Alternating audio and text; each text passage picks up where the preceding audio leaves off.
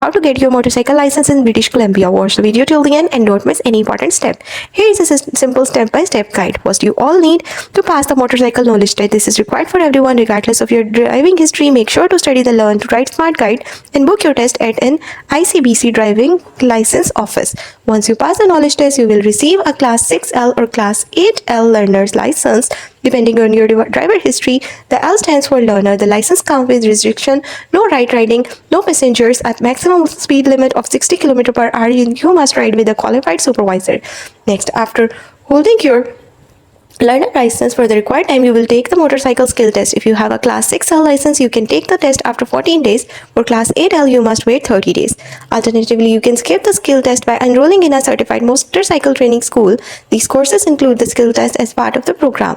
After passing the skill test, you will be ready for the road test. If you are in the graduated licensing program, take the Class 8 test after 12 months. Then wait another 24 months before taking the final Class 6 test. And that's it. Start with the knowledge test, build your skills, or enroll in a licensed motorcycle school to complete the process and get your license in British Columbia.